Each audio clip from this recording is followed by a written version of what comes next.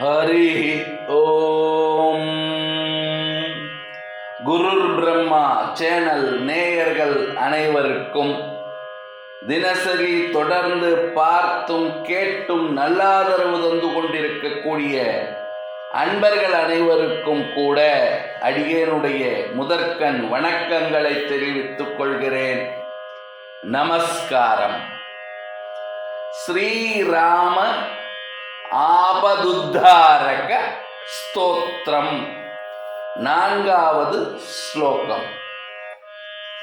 ராமாய ராமாய ராமபத்ராய ராமபத்ராய ராமச்சந்திராய ராமச்சந்திராய வேதசே வேதசே ரகுநாதாய ரகுநாதாய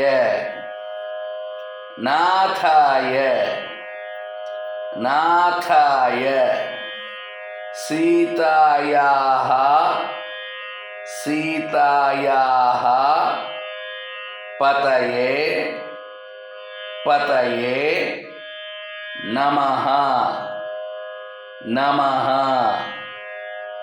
ராமாய ராமபத்ராய ராமச்சந்திராய வேதசே ரகுநாதாய நாதாய சீதாயா பதயே நமஹ.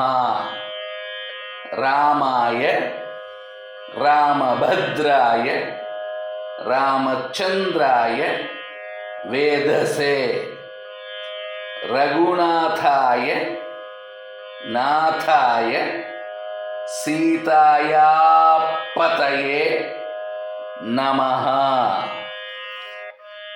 ராமாய ராமபத்ராய ராமச்சந்திராய வேதசே ரகுநாதாய நாதாய சீதாயா பதயே நமஹ.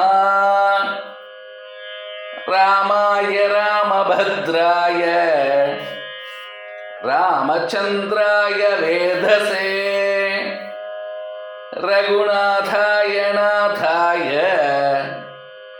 சீதாயா பதயே நமஹ. மரியாதா புருஷோத்தமன், அறத்தின் கடவுள், புருஷோத்தமன் என்றெல்லாம் அழைக்கப்படக்கூடிய ஸ்ரீராமபிரானுடைய ஸ்தோத்திரம் ஆபதுத்தாரக ஸ்தோத்திரம். ஸ்ரீராம ஆபதுத்தாரக ஸ்தோத்திரம். ராமபிரானை சீதையோடு சேர்ந்த சீதாராமனாக வணங்குவதினாலே ராமபிரான் நமக்கு அனுக்கிரகம் பண்ணுகிறான். ராமன் நம்மை எல்லா விதமான துன்பங்களிலிருந்தும் தீமைகளிலிருந்தும் கஷ்டங்களிலிருந்தும் விடுவிக்கிறான். ராமபிரானை வணங்க வேண்டும்.